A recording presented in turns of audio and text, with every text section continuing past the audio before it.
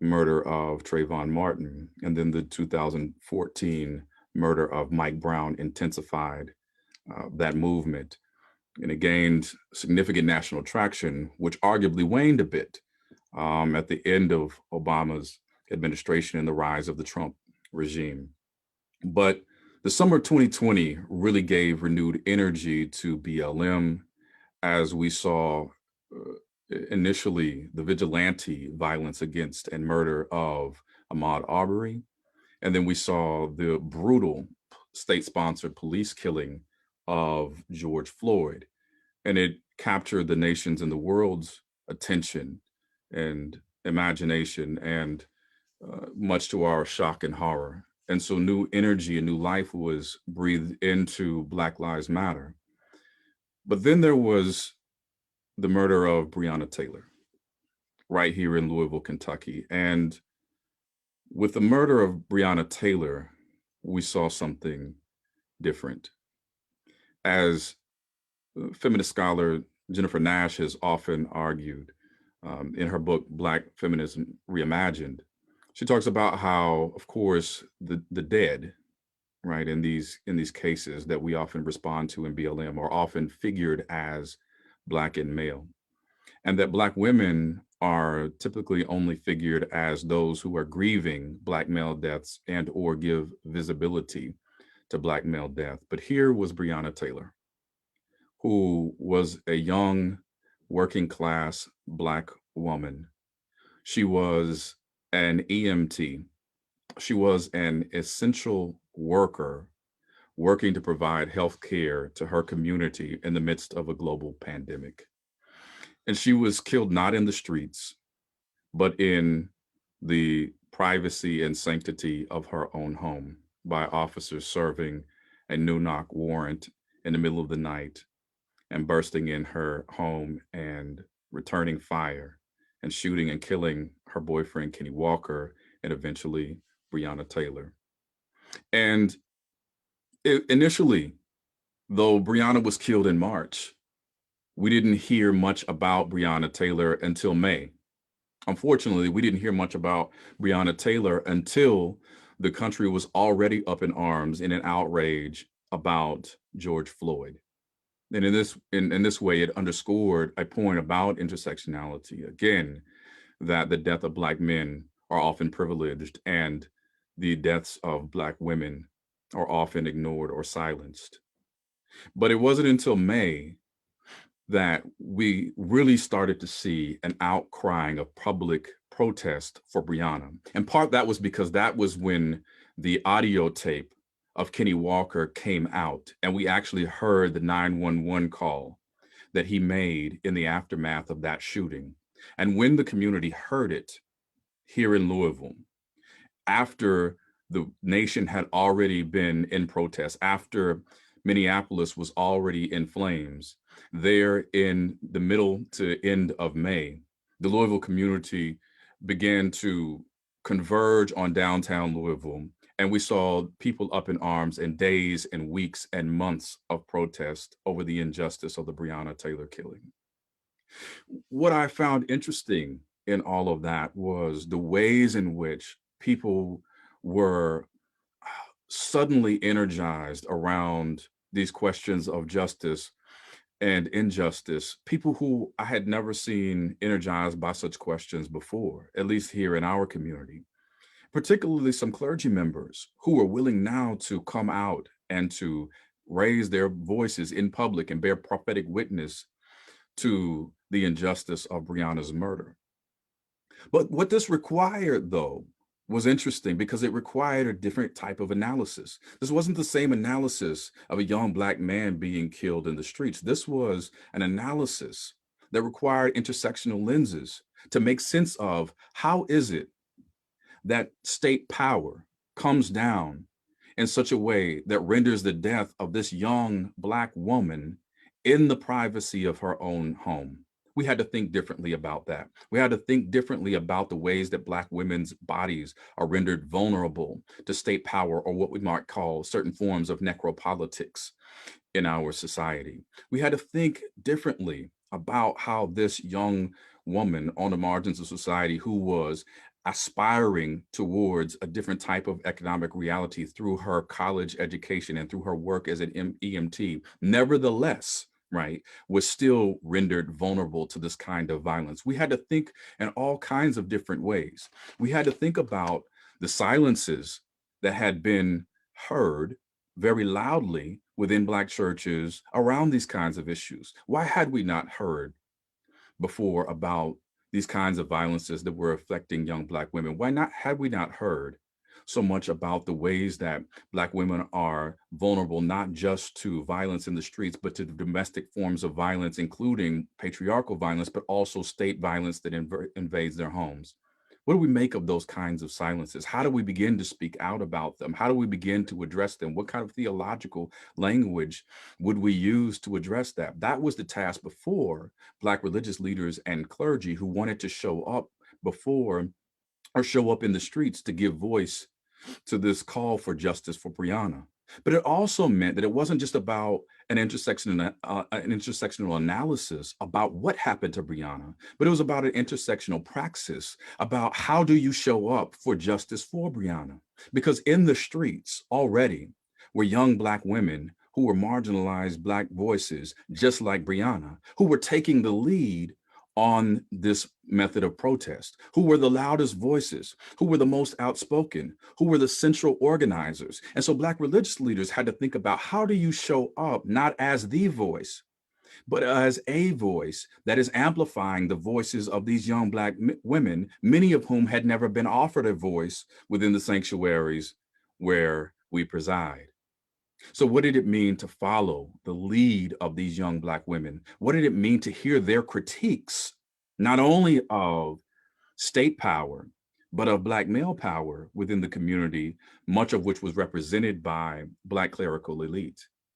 What did it mean to show up alongside of not only poor Black women, but also alongside of poor Black queer identified women who were often in the forefront, who had often been marginalized from our church spaces?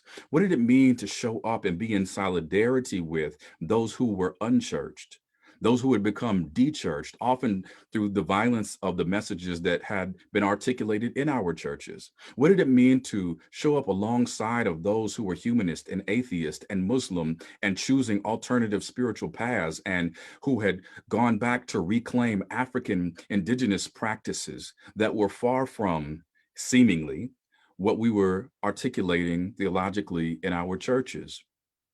How did we have the kind of intersectional analysis and praxis to be in public theological witness and solidarity with folks from such wide arrays and walks of life, even within the Black community, displaying the complexity and the difference that is at play in our communities, especially again, when these young people, when these young women, when these young queer women who had been informed by BLM, who had been informed by intersectional practice, who had been informed by community organizers, who were rejecting an old model of elite charismatic leadership and saying, no, we will privilege the voices of those who are most directly affected by the pain and the voices of those who are closest to it.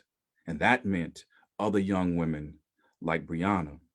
So to stand up, to show up, to call for justice for Breonna meant that those of us who were religious leaders, those of us who were professors, those of us who had been used to being given the platform and the microphone, had to find our place alongside of those who had been rendered marginal by the same forces and powers that conspired to kill Breonna in the first place. Let me end there and yield the floor to my colleagues, and I'm sure we'll come back to this conversation.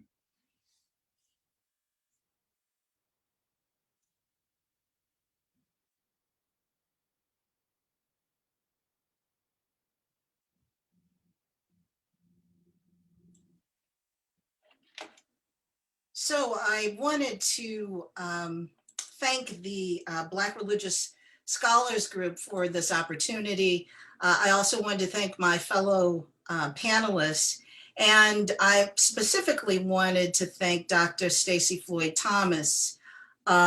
She is an absolutely brilliant woman, a dear friend to whom I owe so much in terms of my professional development and my career as an academic.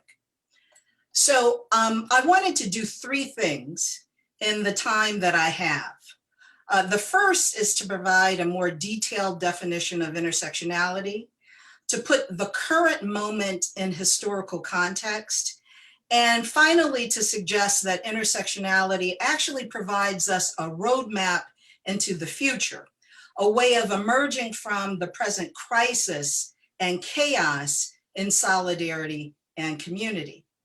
So what is intersectionality? I want us to think about intersectionality as a conceptual framework, a way of thinking about something, a way of conceiving something. It is also a heuristic. It teaches us. It teaches us how to make the invisible visible, how to centralize the margin so that all of us can have a panoramic view of the center. It teaches us that we all live at the crossroads of race, class, and gender. We are all raced, classed, and gendered. Whether you're Black, yellow, white, straight, trans, we all exist at the crossroads of race, class, and gender. Intersectionality also teaches us that there's nothing natural about power or vulnerability. There is nothing natural about the distribution of power and vulnerability. In fact, intersectionality exposes the hand of power itself. It teaches us that power and vulnerability are socially constructed. Someone and someones made conscious decisions about who would be empowered and who would be made vulnerable. Saidiya Hartman suggests that intersectionality exposes and lays bare the structural logic of white heteropatriarchy. That is, power as it's race, class, and gendered, what I call the whip, WHP. The structural logic of the whip is that opportunities are socially distributed. Death is socially distributed. Life chances and life itself are socially distributed. COVID lays bare what has always been there, which is systemic and institutional inequality, meaning the historical distribution of life and death. Intersectionality exposes the structural logic of the whip, white heteropatriarchy, power as it's race, class, and gendered.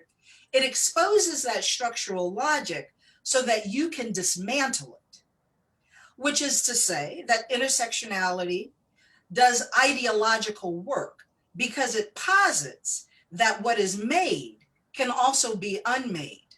What is socially constructed can be socially dismantled. No one can tell me that what happened on January 6th wasn't a clear example of identity politics. COVID, like January 6th, is all about what we love, who we love, how we get our love on, what we value, whose life gets valued. So in the next coming months, I actually have a chapter coming out in an anthology, and the anthology is called 2020 Hindsight, the Racial Realization and Religious Significance of the COVID-19 Pandemic. And my specific chapter is called Lovecraft Countries. Now, like every good academic, I did not stop my title there, Lovecraft Countries. No, of course, I had to have a colon and then a long explanation. So the entire title of the chapter in this anthology is Lovecraft's Countries, Loving Beyond the White Divide, A Story of Blackness, Korea, and Transformative Power on the Damascus Road. If you want to know more about that chapter, and more about that anthology, of course, you will have to purchase the anthology and read all of the chapters in it. And if you're wondering if I'm engaged in shameless championing of my own scholarship, you'd be absolutely right. That is exactly what I'm doing. But in any case, let's go back to this. So in my chapter, Lovecraft Countries, I make the argument that we think of white supremacy and white heteropatriarchy as contempt or hatred, contempt for people of color, hatred for immigrants, contempt and hatred for women. But we also need to understand that white supremacy and white heteropatriarchy are also a form of love. In fact, they are as much about love as they are about hate. So if you take the examples of lynchings and state-sanctioned violence against Black people, also known as police killings, also known as white officers killing Black people, those incidences are as much about hate and contempt as they also are about love. So when we understand that white supremacy and white heteropatriarchy about love, we stop asking for the bottom or the end of love. We stop asking or being surprised at Donald Trump's limitless savagery and treachery, because we know that love knows no bounds. It is limitless in its scope. As Cheryl Harris argues, there are those of us who would rather abandon democracy than to give up white supremacy, which is what January 6th was all about. And furthermore, there are those of us like 50 Cent and Lil Wayne and Ice Cube who would rather take a chance on 4 more years of chaos than to abandon patriarchy, and specifically white heteropatriarchy. So Kenneth Bailey and Lori Lobenstein argue that the American dream is an individuality project that will kill us all collectively.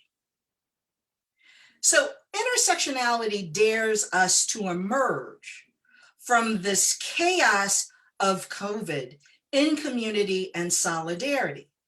Intersectionality is an invitation to realize, as Fannie Lou Hamer says, that none of us is free until all of us are free. Intersectionality recognizes, as Mari Matsuda suggests, that the view in the margins is a much better understanding of the center. Intersectionality realizes that once Black women are free, everyone is free because of necessity. The freedom of Black women requires a crumbling of all the isms, the racism, the classism, the misogyny, the sexism.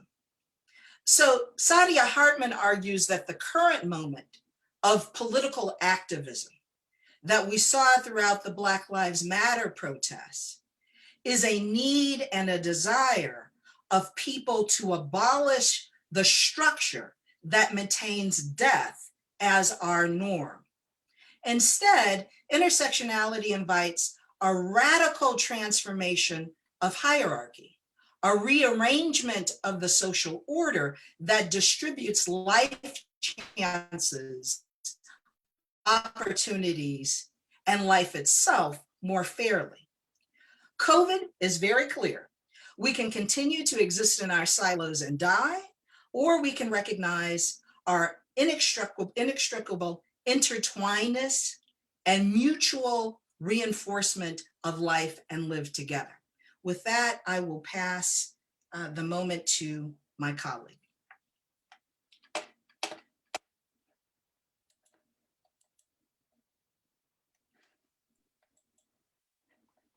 Good evening. I am so grateful to Dr. Floyd Thomas, the Black Religious Scholars Group, and my fellow griots to join this village and to be in this conversation with you tonight. For a few moments, I want to reflect on intersectionality in terms of the work that I have tried to do across the last 10 years as the founding senior pastor of the Open Church of Maryland. In this regard, intersectionality for me tonight will be a conversation, to use a marvelous term from my mentor, Dr. James Forbes, would be an experiment in tangibilitation. How do we make tangible intersectionality? How do we pull it down from the atmosphere, from the abstract, and make it live on the ground? So for the last 10 years, I have been engaged in an experiment with a marvelous group of people in Baltimore. And in the words of Dr. Howard Thurman, in my preaching and teaching, I have not so much tried to preach great sermons.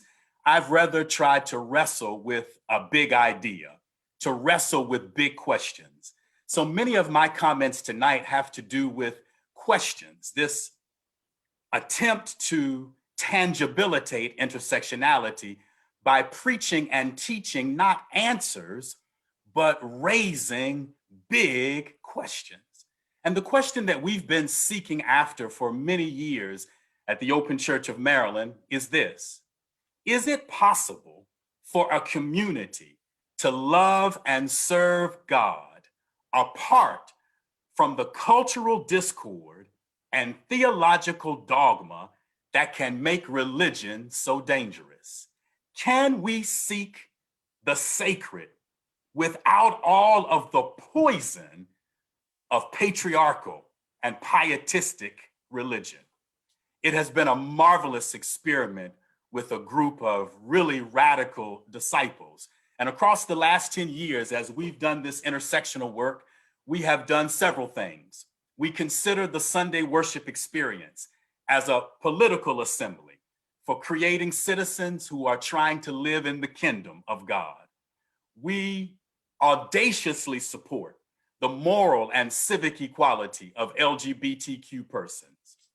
We, third, are trying to sensitize ourselves about social injustices such as classism and heterosexism. And we are embracing interfaith collaboration as an antidote to Christian arrogance and Christian imperialism. In this conversation about intersectionality in a very on the ground, practical theology way, I think it's very important for us to remember culture and to have a meaningful, robust understanding of what culture is. We talk often at the Open Church about culture. And by culture, I mean that as one scholar, Sheila Devaney, describes it. Culture is the process by which we make meaning, by which we produce meaning. It is a process by which we constantly renegotiate meaning. So to do cultural work, intercultural work, intersectional work is to invite communities into the marvelous and messy, creative and contentious space of making meaning together, not pontificating prepackaged answers. So in our work at the Open Church, one of the first things we did was create this vision statement. And I just want to read very quickly for you the vision statement because it bespeaks the kind of intersectionality after which we are questing. We say this almost weekly at the Open Church, that the Open Church is a sacred place where those who are hurting, confused, and in need can find healing and hope, regardless of color, culture, or creed.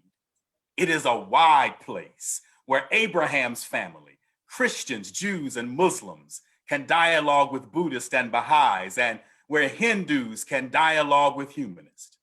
The Open Church is a joyful place where children, seniors, migrant workers, people experiencing homelessness, and scholars eagerly learn from and teach one another. It is a safe place where varied ethnicities and capabilities, genders and sexual identities, social and economic groups gather in peace to break bread at Christ's communion table as we break down stereotypes.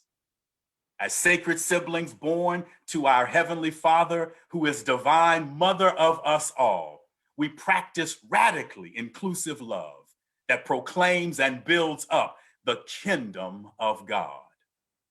I would argue that one of the things that has been most helpful in our preaching and teaching in this tangible experience of intersectionality is crafting an aspirational vision that talks about the importance of crossing boundaries and then living into that. So for example, just a couple of weeks ago, we had a friend from the Muslim community, Imam Earl El Amin, come and preach in our pulpit. Not too terribly long ago, we had a transgender Catholic priest preach in our pulpit. Not too terribly long ago, we had a white Buddhist queer colleague come and talk about the food rituals in Buddhism over against the food rituals in Christianity. So the vision statement that we crafted was not just something abstract. It has provided a context for tangibilitating what it means when sacred siblings, those who may be theist, those who may be atheist, those who don't know what they're seeking after, those who are rooted in various religious traditions, those who are heterosexual, those who are LGBTQ, we create a context where we cross boundaries on purpose. And we talk about doing this all the time on purpose at the Open Church. I will conclude my comments here by sharing with you some homiletic musings that I did a few years ago. A few years ago, I attempted to preach a sermon that was dialogical in nature. We do a lot of dialogue at the Open Church. So in that sermon, which was titled Questions and Qualities of a Queer Congregation, I wanted to take seriously what it looks like when a congregation comprised of many different social identities and a congregation that is about 50% heterosexual and 50% LGBTQ takes seriously its queer and questioning nature. And so in that sermon, I began to say that any radical community that is serious about intersectionality always should engage in an audacious questioning of rigid normative boundaries and especially oppressive dualisms. We should question the often unexamined power dynamics for the sake of radically inclusive love, especially the power dynamics, as Dr. McCormick has mentioned, associated often with charismatic, heterosexual, clerical leadership. We should question the quantity. And by quantity, I ask this: who is missing from our family photo? We talk often about our religious communities being family-friendly spaces. Well, who's missing from our photo? We should raise questions about quality. What is missing from our family practices? Are we actually practicing community, or are we presuming community? Questioning about possibilities. What if, as Dean Emily Towns often says to us, to be beloved is to ask the question, what if we actually believe we were washed in God's grace? So the intersectional work in this experiment of tangibilitating a radical crossing of boundaries has meant in the community where I'm serving, literally, constantly, and with audacity, raising questions. At the end of that sermon, I actually playfully wrote a job description. I wrote a job description for the qualities of queer disciples. And here's what I wrote: a Baltimore faith community committed to radically inclusive love, wants to enlarge the kingdom on purpose. Lack of experience with and exposure to religious communities will be considered a plus. Experienced Christians are always welcome to apply, but such persons may be required to demonstrate that religion has opened their hearts instead of closing their minds. Applicants can exhibit their appreciation of the sacred in a variety of ways: belief in God, commitment to the dignity of humanity, courageous social justice activism, and appreciation of the sacredness of creation. In other words, as I was trying to craft an announcement for the kind of radical followers of the sacred that I would want to journey with, I tried to do it in a way that was radically intersectional and radically open on purpose. As we say at the Open Church every week, to do intersectional work is to live, love, and lift on purpose, not with apology, but to do it with a radical audacity. And in that regard, I now turn it back over to our moderator to lead us further on. I want to first thank you all for your insightful, meaningful initial remarks. And I want to move us forward. So I'm thinking in particular about Dr. McCormick, Dr. Braxton, some of your statements. Dr. Braxton, you talk about culture, right? Like what it means to ground something in culture. And I think about that in the context of these statements, the remarks that Dr. McCormick gave about that which is happening in Louisville, how this movement takes shape around Breonna and Taylor, in the role that charismatic clergy have in these new liberation movements. And so the question that I put that in the context of thinking about the work of historian of religion, Charles Long, right? And so I'm going to kind of poorly paraphrase Dr. Long, but part of what Dr. Long talks about is that we really look at the Christian faith as something that provides a language of meaning, right? That is a language of meaning in the Black community. It tells us something about how we derive meaning in that community. But he also says the Christian faith is not the only way that we make meaning culturally, religiously. And so I think we're in a moment where we're starting to have more broad conversations about what does the music, what does the style of life, what does the advocacy and political structure do to provide meaning. And so I want to hear from our panelists, and I'll ask Dr. McCormick to go first, but what does it mean that we are in this moment where we're trying to make sense of meaning making within the Christian tradition of the Black church and outside of the tradition of the Black church? Yeah, thank you for that question, and drawing it out of Dr. Long's provocative work in his book Significations, right? That was pushing us in his critical history of religions approach, that was pushing us in those of us who have a Black theology approach, right? To think outside of the normativity of the Christian frame about how we do religious meaning making, right? But it brings me back, and Dr. Braxton, you'll remember this, we were at Northwestern last year at that conference in honor of Dr. Cone. And among all the hosts and array of fabulous speakers there, one of the presentations that I remember most was that of Dr. Yolanda Pierce, who is the dean of Howard University Divinity School. And one of the things that she talked about was that James Cone, she said, was our poet, right? That he was doing a kind of Black theological poetics.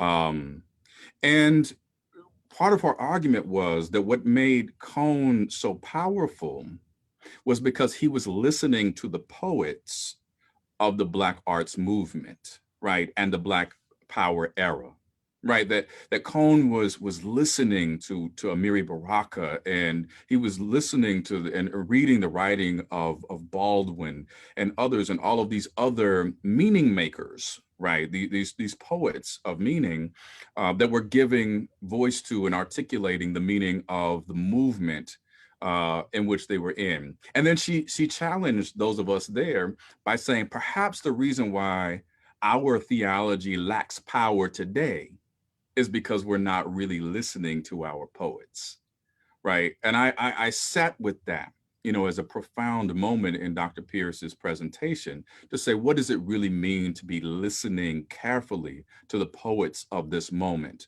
who are giving voice to what's happening in the Black Lives Matter movement? So I can think about the way that that mattered here in Louisville. One of our most powerful poets, Hannah Drake.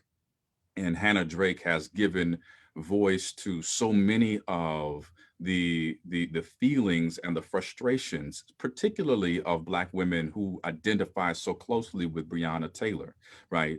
Now, Hannah Drake, and that is my dear sister, but she's going to use her full vocabulary, righteous and ratchet, in her poetry, right? And if our ears are too pious to be able to hear the profundity of her poetry, we will have missed something, right? Because she's going to say something profound, and as Lauryn Hill might have said, and I'll add a MFer, so y'all hear me, right?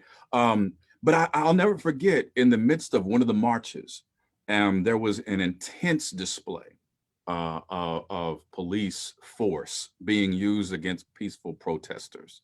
People just wanted to march from Injustice Square down through the city and back, relatively peaceful. And the police showed up in mass and in force.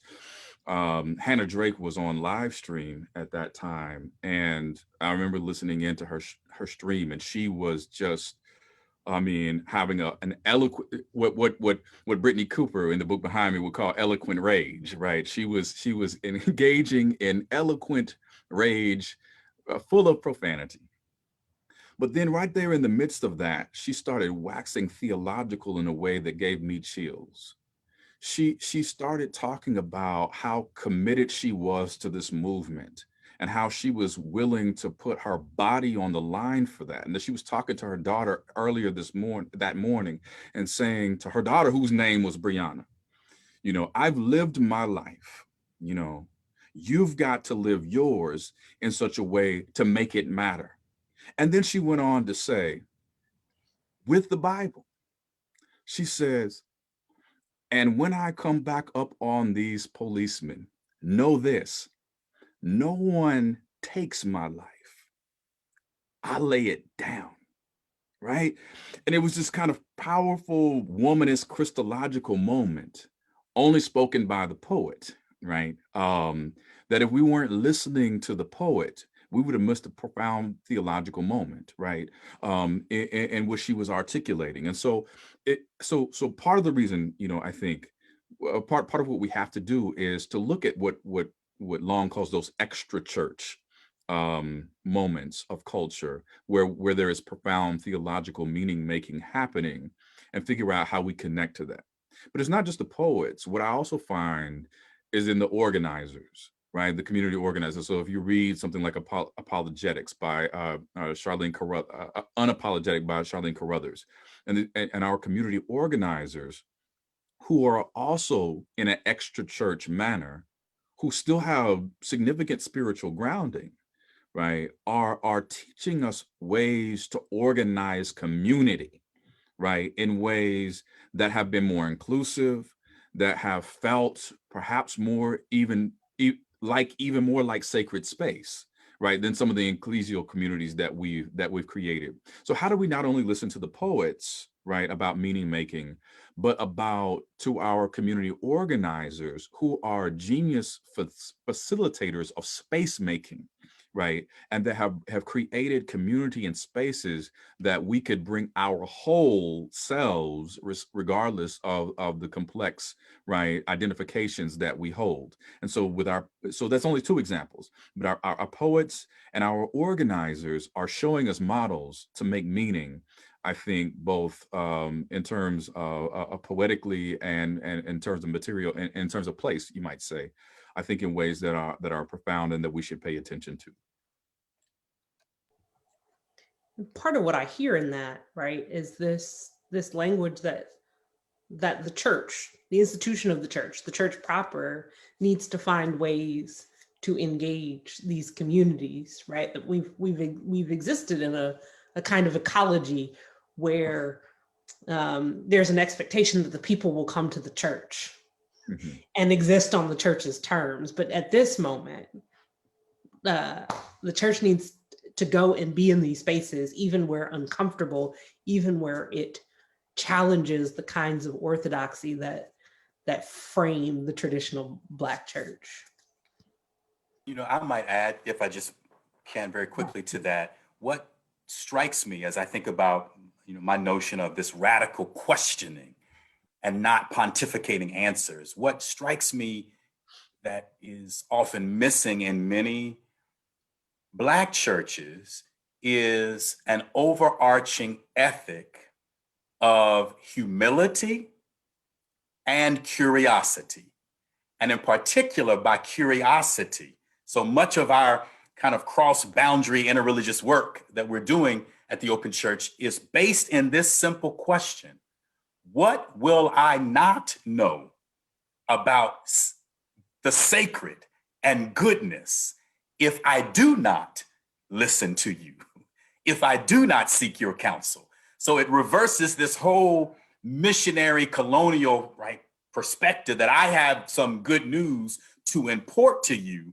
Rather, I come recognizing that there is a certain emptiness and ignorance, and I mean that in the best sense, that I have, and I need you to engage me and fill me as much as I have anything to offer you. So humility and curiosity will take us a long way in intersectional work.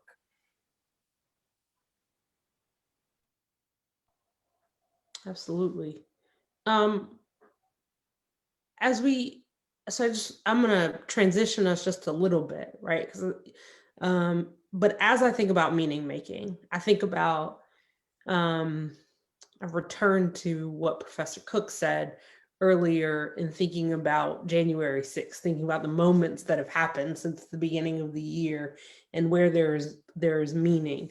So of course, on Inauguration Day, we see the inauguration of a Black woman, of an Asian American woman, right, as the vice presidents. And I think that there have been tons of conversations even before Vice President Harris entered into a presidential race. Like once she entered the larger national platform as a figure, as the senator from California, we start to have conversations about her own embodiment, her relationships, all of these things. Like, where does she fit in the paradigm? And so having seen these conversations pop up, I wonder, how do our conversations about intersectionality, about Black women shift or evolve with having Vice President Harris as a central figure, regardless of people's opinions about her? How does her being shift the conversation about intersectionality? And I'm going to ask Professor Cook to start us off on this conversation. So the conversations involving Vice President Harris are really interesting for a lot of different reasons. A lot of different reasons having everything to do with race, class, as well as gender. There's a lot of attention paid to her being biracial, right? Describing her as Black American, but also Asian American, Indian American. And I am deeply leery and suspicious of what I call the rise of biracialism and racial ambiguity, right? So what I mean by biracialism and racial ambiguity and the rise of these things is she is half this and she is half that. She's half Black and she's half Indian, right? This half of this, half of that. And then of course we have Tiger Woods, who's supercalifragilisticexpialidocious, right? Because he's Caucasian and he is Filipino and he is anything, and he is Indian and he is anything but Black, right? So we're making these other racial categories so that individuals can avoid being associated with Blackness. And the problem is that race has never been about genes in this country. It's always been about power. So racial identity has always existed on what Dr. Stacey Floyd Thomas calls a continuum of honorary whiteness and dishonorable Blackness. Your ability to participate in resources depends upon your ability to approximate whiteness and disassociate yourself from Blackness. Both Richard Pryor and Toni Morrison said that the first word immigrants learn in this country is the N-word. So I am deeply leery and suspicious of what I call the rise of biracialism and the rise of racial ambiguity. I see the rise of biracialism and racial ambiguity as the latest installment in the trilogy of color blindness, post-racialism, and now racial ambiguity. And all three of these moments are an enterprise in telling Black people to shut up, right? To stop talking about race, to stop talking about white supremacy, to stop talking about white heteropatriarchy, silencing Black people. Stop making white people feel bad about the past, especially when they're so good, right?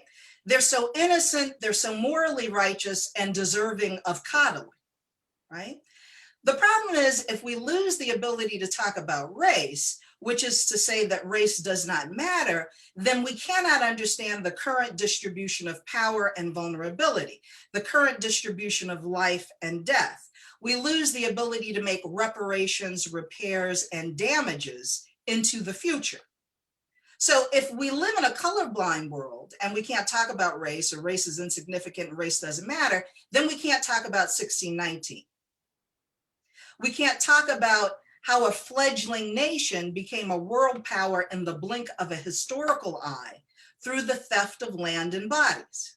We can't talk about how a nation is not only predicated on theft, but a whole set of systems like law and religion that makes that theft look morally righteous.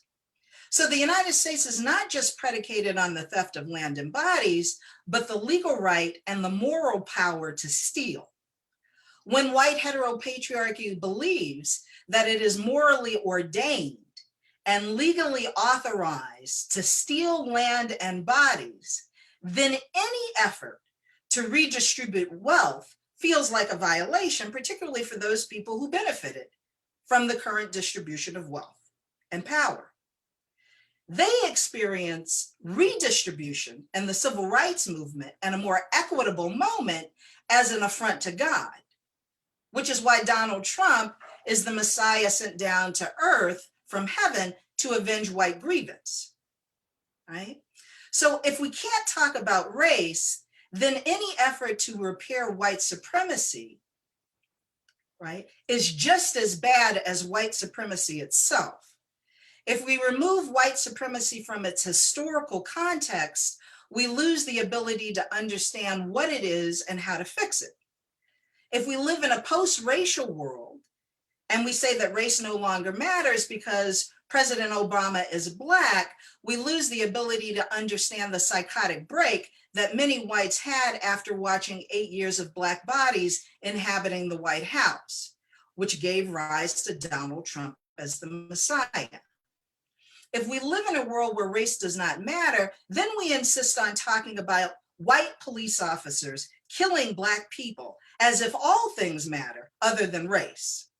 So we start talking about Breonna Taylor, Michael Brown, and Tamir Rice as issues involving too much aggression generally and the proliferation of guns, and we lose the ability to correctly diagnose the problem as one of ubiquitous white supremacy that frames the Black body with a presumption of dangerousness, suspiciousness, and the need to be controlled, and an equally ubiquitous presumption of white people as innocent, morally righteous, and deserving of coddling. Because it is those dual frames that frame all of the evidence involved in these white killings of Black people. And it exists before the evidence itself. And it explains why the investigators, the prosecutors, the defense attorneys, the grand jurors, the petite jurors, the judges, and the court of public opinion insist on demonizing Breonna Taylor and her boyfriend, Kenneth Walker, and seeing the police officers that killed Breonna Taylor as innocent.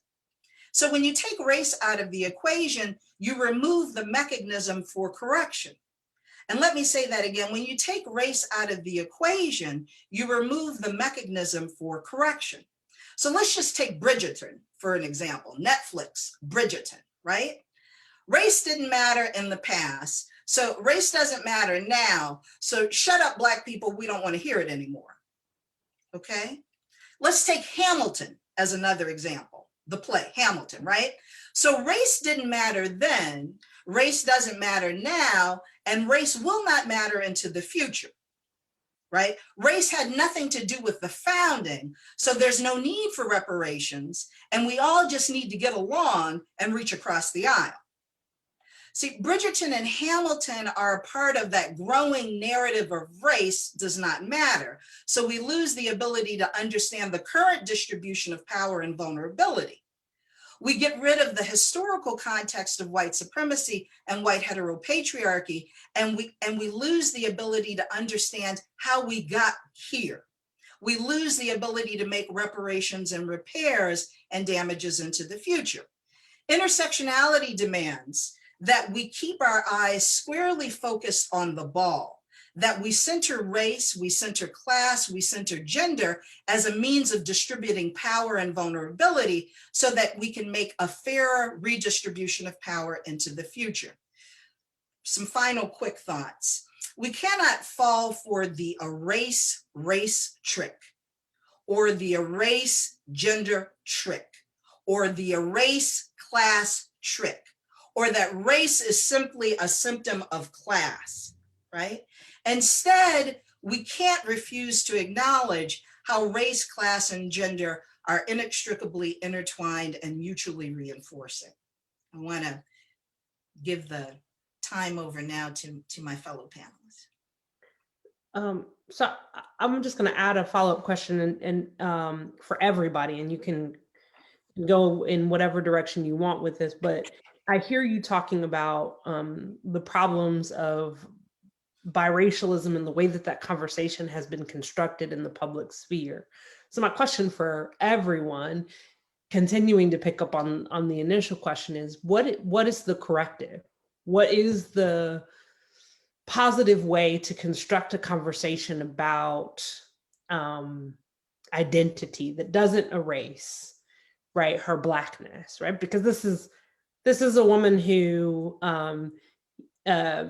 has not necessarily shied away from her Blackness, right? Like if we want to give the traditional markers that people have named, she went to Howard, she is a part of a Black sorority. It's not that she disavows herself from her Blackness. How do we talk about her being Black and being Asian and not allow that conversation, and being a woman, and not allow that conversation to be co-opted in ways that erase the realities of what it means to be Black in our society?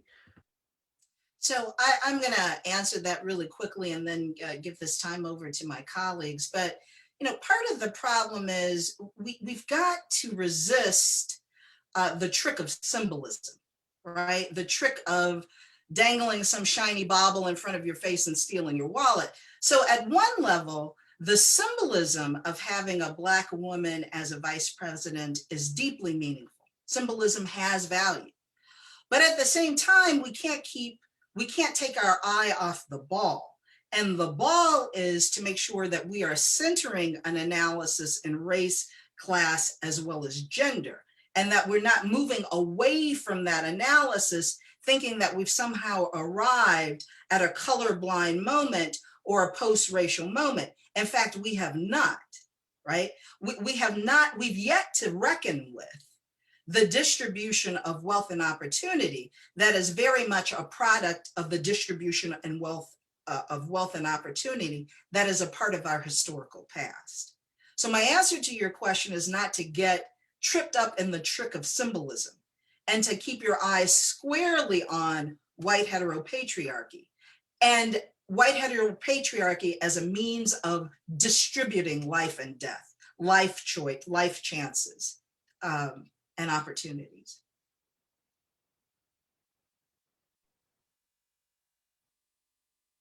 I might just add that one of the correctives, as I see it, is for us to have thick descriptions of our cultural identities, which is why, again, that definition of culture is very important for me, so that we talk about just how complex the constructions of our identities are, and that it is important when we do that work for groups that have benefited from pathological aspects of that construction to own up to their complicity in those pathologies. So for example, it strikes me as fascinating, trying to divest of some of my own toxic maleness, how many Black men might now want to look at this as something to celebrate, but we need to do it in a way that also recognizes that many of us preside over institutions and in spaces where patriarchy abounds. So how do we both celebrate a robust understanding of all of our identities, but also do some confessing as well and say, you know, I have benefited in unjust ways. And as I, fight the power around inequity in aspects of race, am I willing to do the work to also talk about how I have perpetuated inequity as it relates to gender or sexual identity? So thick descriptions, dealing with the pathology and bringing a spirit of confession and repentance and reparations when necessary. So if I could just piggyback on Dr. Braxton's comments, I think he's absolutely right. And I love this use of thick descriptions, because part of the problem, and this isn't to engage in a bunch of finger pointing, part of the problem is Black men also, as Dr. Braxton stated, need to understand and be able to articulate their complicity in patriarchy, because then that would avoid the sudden rise in Black male votership for Donald Trump. And I can get into that in some more detail later. But we really need to rigorously interrogate the ways in which we're complicit in hegemony to our own demise. Well, there's been so much said. I don't really have anything that I could add to all of that, except to say that I concur. I think that well, yeah, I think we're almost at time, but it's a really interesting, perhaps, conversation to nuance out the ways that Professor Cook is talking about biracialism and racial ambiguity as a kind of public discourse within media that attempts to downplay Kamala Harris's Blackness over against what Reverend Norton is saying in terms of Harris not necessarily doing that herself, right? So that Harris is different than Tiger Woods in the sense that she hasn't tried to distance herself in that same way, and yet within Black communities we've heard discourses again that render her not Black enough, right? And so we've heard that from religious leaders, even those here in Louisville, to say, well, we can't support Kamala because Kamala is not Breonna, and the point in that kind of rhetoric was to say that in the kind of racial essentialist mode, to say that she doesn't have the kind of Black purity of what Victor Anderson might call a certain kind of ontological Blackness in order to gain the support of Black communities and Black religious leaders. And so that's an interesting set of tensions there, I think, to live within. But what I wanted to raise up in agreement with Professor Cook here in terms, and with Dr. Braxton, so one, thick identities, yes. So what does it mean to have thick identities that don't erase our Black identifications, but perhaps complexify them out? But also to say, yes, in terms of naming Black male complicity with this patriarchy, insofar as it comes up in what we're hearing from these Southern Baptists who are quick to say now, right, to render Kamala Harris as Jezebel, right? And the ways in which so many Black male preachers have either co-signed that, right, directly or indirectly through our own ways of talking about Jezebels within our Black religious traditions. And my dear friend and colleague, Tamora Lomax, in her book, Jezebel Unhinged, right, talks about all the ways that happens from T.D. Jakes on down, right? And so I think we have to get at that in that moment, that as we're talking about color and as we're talking about racial ambiguity, it is precisely her Blackness, right, that renders her Jezebel in the mouths of, right, these Southern Baptists. Because if it was just about racial ambiguity, they would not be so quick to call her Jezebel. But it's because they see her as Black, no matter what the media says about her racial ambiguity, that she has to be a Jezebel, right? She has to be this kind of domineering, power-hungry, immoral, deviant Black woman who's come to steal white patriarchal power. And the ways in which, even as Black ministerial elite would resist the racism in that, they co-sign the patriarchy, right? And they co-sign the ways in which they see any type of, Black women's power moves, right, as being a threat to to Black men's patriarchal power, and it plays out in particular ways in the church. And that's why we don't have to call no names, but the pastor who wrote the letter, right, to talk about how he was now distancing himself from the SBC, right, because of their racism around this issue, gets called out by other Black women religious leaders to say, you remember when y'all had the same thing to say about Bishop Yvette Flunder, right? And not allowing her to stand in her truth, right? And so this becomes a complex conversation that we got to wrestle with around this Jezebelism, right? That gets mapped on to Kamala Harris precisely because of her intersecting identities as Black woman of power. So really quickly, if I can just jump in for a second and chime in, we need to be really careful about this use of Jezebel, right? Because Jezebel has historically been used to justify the sexual exploitation of Black women. Dr. Stacey Floyd Thomas has actually written about this in Beyond the Pale, but we need to be really clear that Jezebel has historically been used to justify the industrialized raping of Black women during enslavement, but also during the time of Jim Crow. So I won't go on about that, but it is a particularly nefarious and dangerous use of a trope to excuse and justify utter savagery and brutality. I think that's right.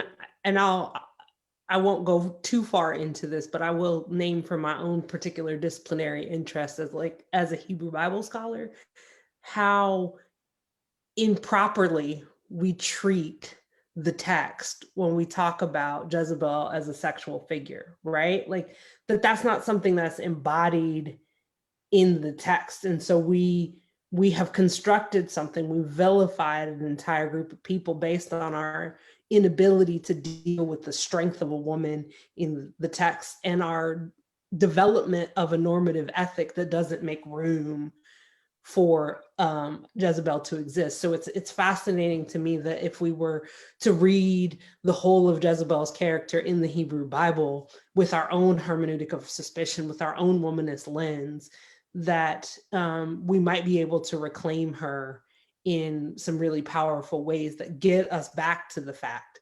that this society is really uncomfortable when women occupy spaces of authority. But I also want to pick up on something that both Dr. McCormick and Dr. Braxton said again, is when you talk about the role of Black men and the complicated nature of patriarchy. So we talked about that within the context of Vice President Harris, but this role also comes up, and this is kind of a question for everyone, but this also comes up when we talk about what happened in Louisville, right? We had Breonna Taylor, Black woman, killed, assassinated, right, in her home, in her bed. And when the protests began, what then happened was that it was a Black man, right? It's Daniel Cameron, the Attorney General, who comes forward as this symbol to say, Black people, stand down. This will be just. And so what do we do when these moments I just want us to to stick with that for a minute, you named some of it when it happens with Black male clergy, but what do we do when Black men become the symbol for a lack of justice for Black women and become the figureheads of patriarchy in ways that are dangerous to Black female bodies? So I am not a scholar of religion or a religious scholar. I'm a lawyer and a critical race theorist, but so I'm gonna cede the ground to Brother Braxton and Brother McCormick on this, but I've often wondered if there's a special place in hell for Uncle Tom's and Aunt Lydia's, but I'm gonna move away from that. I'm gonna leave that to them. I'm just gonna quickly say my piece on this subject. So I wanted to answer this question by stating three things. To this question of how do we as Black women protect ourselves, one, I think we need to recognize that we are in fact under attack. Two, that we resist being complicit in our own demise, which is what I call the Uncle Tom, Aunt Lydia impulse, where we internalize the dominant discourse so thoroughly that we not only become complicit in our own demise, but we become poster children for treachery. And then three, I want to briefly talk about ubiquitous activism, which includes ubiquitous recognition of our own value. So number one, we're under threat, right? 72 million people are not going anywhere and are gradually growing stronger and stronger and feeling more emboldened. So 3 out of 5 white people, 55% of white women, looked at the past 4 years of chaos and incompetence and decided they wanted 4 more years, right? Despite the Muslim travel ban, Kung Fu, the Chinese virus, family separation, white identity extremists, treason, and sexual assault, Donald Trump solidified his hold on white voters and increased his hold within some people of color, 35% of Muslims, 31% of Asians, and a increase of votership for Donald Trump and Black males. So Cheryl Harris points out that there are those people who would rather abandon democracy altogether than to give up white supremacy. There are those who would rather wager a bet on chaos than give up patriarchy. Now, Kate Mann talks about the ways in which white women exhibit what's called empathy, which is where white women privilege an undue amount of sympathy on white men over feminist solidarity with women of color and poor women. With regard to this idea of overvalorizing whiteness and this deliberate demonization of Blackness, this is my second point with regard to Uncle Tom and Aunt Lydia. We know that hegemony cannot survive without our complicity. We have to become active participants in our own demise. We have to drink the Jim Jones Kool-Aid of white heteropatriarchy. Hegemonic systems cannot exist without our complicity. Persons of color and women have to internalize the dominant discourse so thoroughly that there again, we become poster children for our own demise and white heteropatriarchal treachery. So Daniel Cameron is a clever tool to remove the race critique, because Mitch McConnell and Donald Trump can say, oh, look at the Negro, right?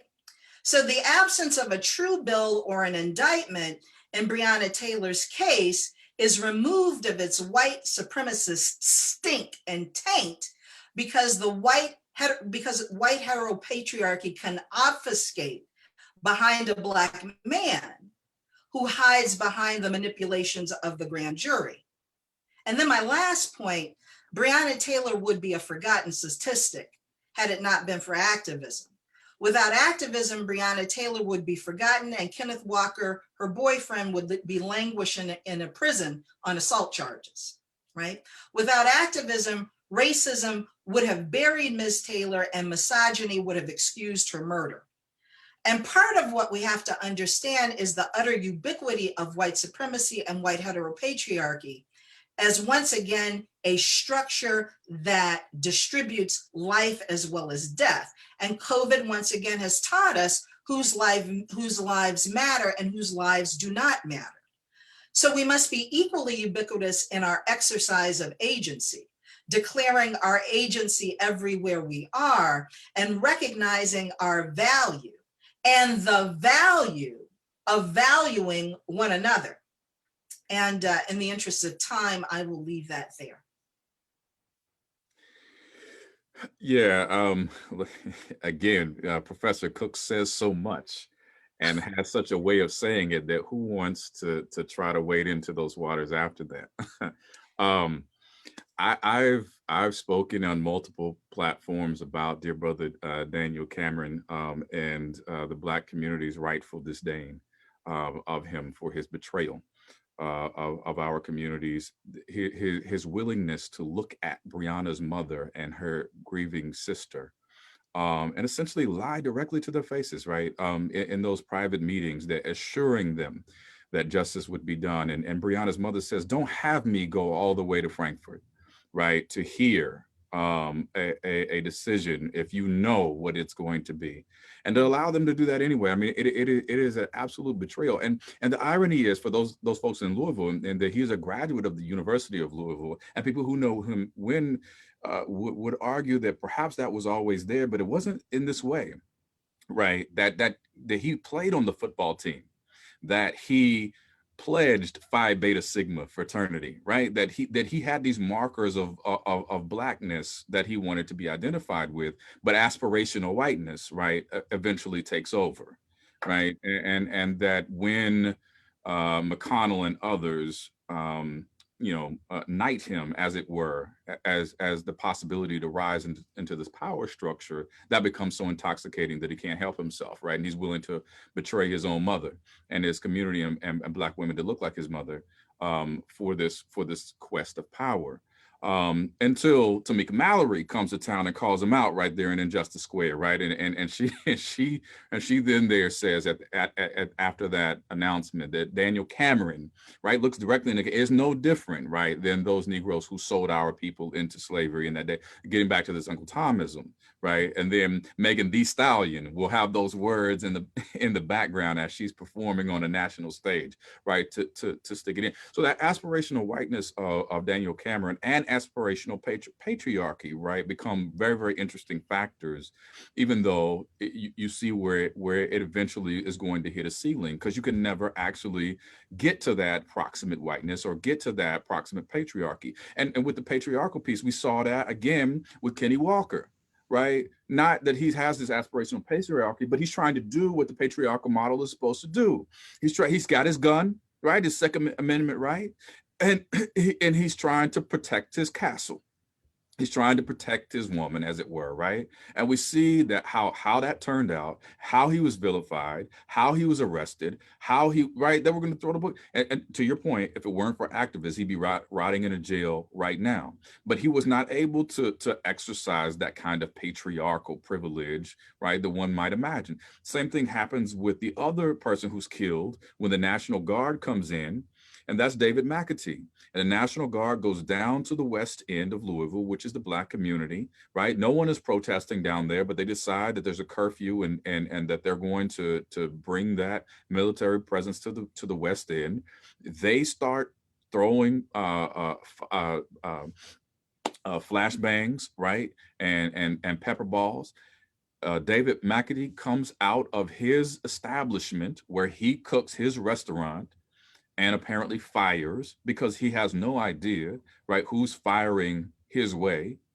And he's fired upon and killed, and then essentially blamed for his own murder for what otherwise for white men would see the patriarchal privilege, right, of gun owning, of being able to protect one's castle or one's establishment. And so we have to rethink all of those ways, right? That aspirational whiteness and aspirational patriarchy simply does not work for us, right? And it calls us to reimagine with an intersectional analysis, right, how we move forward with different ways of being in the world that imagines something different besides trying to approximate those models that whiteness and patriarchy and the intersection thereof have given us. Let me just add where Professor McCormick left off. I think this problem will continue to occur until we can reimagine the sacred in ways that are not rooted in patriarchy.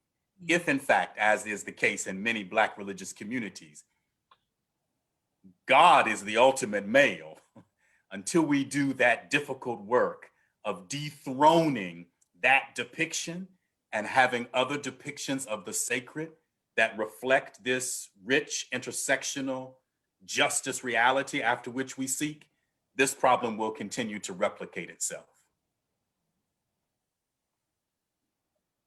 So there are so many different ways and directions that we could go in and continue this conversation probably all night, but we're very cognizant of being at time, being out of time. And so I want to thank you all for your contributions to this conversation, and really look forward to the ways that this conversation is sowing a seed for future conversations about how intersectionality lives, and really pushing multiple communities to acknowledge the kind of fullness of humanity, that there is something sacred about our ability to live as complex individuals, and that the need to have these intersectional conversations doesn't negate any part of one person's identity, and that we name that racism is real, that sexism and patriarchy are real, that heteroaggression are real, and that we do not have to make choices about fighting against these structures, right? That we can be agents of justice in all of these arenas, and we need to name all of these things as problematic to honoring the ways that God lives in the world. And so we thank you for that conversation, and we want to have a moment, Dr. Floyd Thomas, for your final remarks. This has been, just an exhilarating conversation. The heuristic, homiletical, or hermeneutical genius was overflowing. For those of you all who don't know those high-priced words, the preaching, teaching, and proclamation that went forward made plain things that the enemy would try to complexify to the extent that things aren't clear. It has been resounding from all the panelists and the ingenuity of our moderator that we have believed that freedom is about our proximity to power, rather than our understanding of that which causes peril and paralyzes us. And so I'm excited. And those of you who were noting the shameless plugs of Professor Cook, let me go ahead and do some promotion.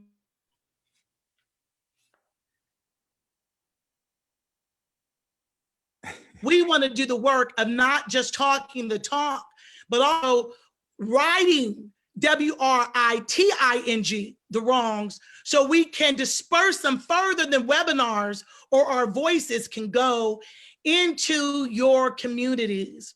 And so that could not be done without the work of like-minded partners and allies. So the Black Religious Scholars Group, who usually only is able to have this type of conversation for 3 hours with a particular church in a particular meeting during a particular time through an academic conference. So COVID, the crisis, has given us the fierce urgency to find a way beyond the ivory tower, beyond the stained glass, beyond the glass ceiling, to make this part of a World Wide Web with you.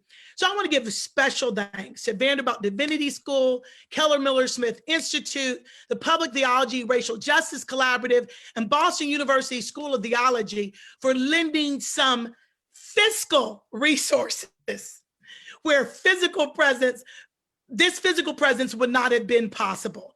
And to our co-sponsors who have been with us, many of them over 23 years, schools and universities that you see listed in this frame, from Ivy League institutions to HBCUs to two of the oldest Black churches in these yet to be United States of America. So we want to thank our institutional sponsors, and we want to give you the opportunity to sow good seed, to do a good deed.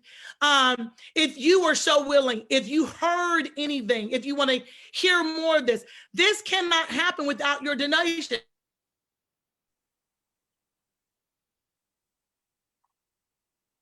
To come down and sow the seed, but we're trusting that in your doing, you will be faithful when you hear a good word, because the intersectional analysis that you heard tonight, I know you don't hear it. I know you don't hear it every Sunday, and I know you don't hear it in every classroom, and God forbid we say it at our family tables. So if you see it worthy, if you were fed from this rich word, please, ma'am, please, sir, please, my sacred siblings, please donate to this worthy cause. We have you can cash app $BRSGINC or PayPal, the BRSGINC at gmail.com.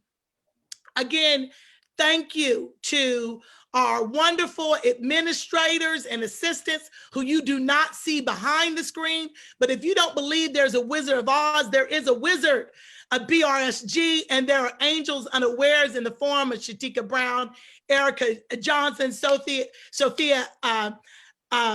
Adtrap, I'm sorry, Sophia, if I'm mispronouncing your name, and Takia Elliott. And these great minds that have represented this panel. This is not the last time. This is only the third time. So you are at the halftime. And so we are asking that you please stay tuned. Go on to Vanderbilt University Divinity School's Facebook page, where you can find publicity for our next webinar, which will be on interreligious dialogue, I believe, which will be in March. And that is going to be on and popping. And go there also if you want to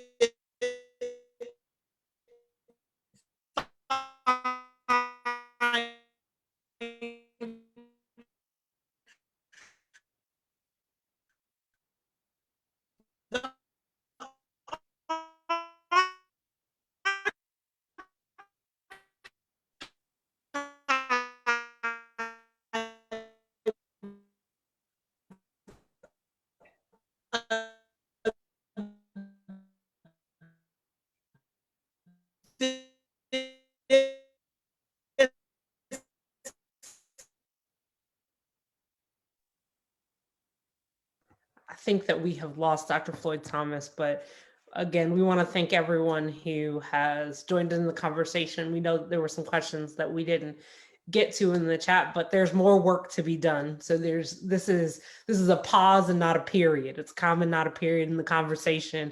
And so we look forward to the work that will be produced out of this conversation, and hope that it will serve the greater good of intellectual and practical conversations about intersectionality. Thank you all.